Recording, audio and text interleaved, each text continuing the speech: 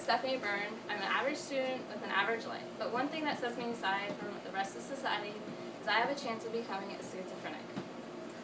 Schizophrenia is a brain disease that is not thought about much in society.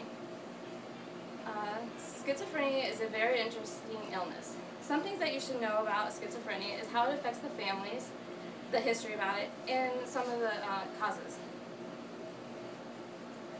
Some families have a fear about the future, like could their family members get it, could they get it? Before I was born, my parents, before me and my sister were born, my parents went to a doctor, a specialist, to see what the chances of me or my sister or their children getting it was. They told my parents that the chances of their children getting it was unlikely. But my parents didn't believe them, but they decided to have children anyways. Now today with technology, we know that is in the human genes. If somebody in your if a biological relative has schizophrenia, the chances of you getting it is 10%. There has been proof that schizophrenia is a process through nature and not nurture. But, adoption studies show that children who have been adopted still get the illness even under the care of their adopted family members. Schizophrenia causes many merciless symptoms to its victims. One of the most common is delusion and hallucinations. Some of these include hearing voices, believing somebody is reading their minds, or somebody is wanting to hurt them. Other phases of schizophrenia include social isolation, unusual speech, and unusual behavior. Schizophrenia also doesn't only cause unusual behavior, it causes unsafe behavior as well. One third of people with schizophrenia commit suicide. Substance abuse is also common. Many schizophrenics self-medicate using marijuana, nicotine, or cocaine. Schizophrenia has only been discovered for 100 years. Before schizophrenia was understood, people believed that schizophrenics were people possessed by demons.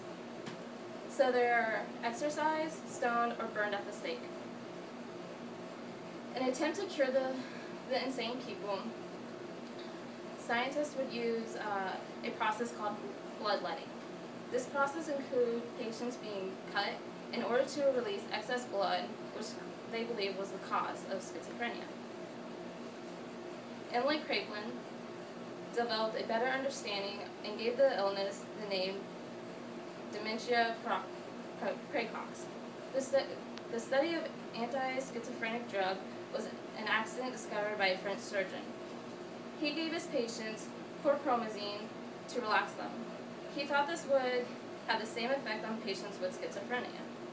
He was wrong, but this led to the discovery that chlorpromazine alleviates some of the symptoms of schizophrenia. The drug does not cure the cause, it just alleviates some of it. In America, a psychiatrist then gave the idea that racetine would be a treatment for schizophrenia. He got the idea from a snake root that East Indians used to cure mental illnesses. There are multiple theories in the cause of schizophrenia. One of the most popular is due to the cause of dopamine dysfunction. Schizophrenia is believed to be caused by the high levels of active dopamine receptors.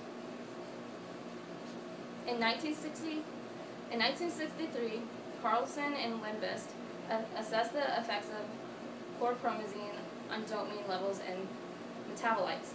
They were expecting that racetine and chlorpromazine would decrease the production of dopamine, but they were wrong.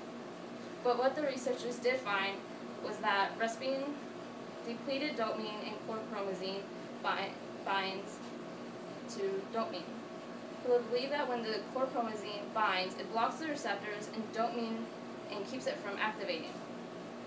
Chlorpromazine is a mental illness that has a big effect on its victims and the victims' families.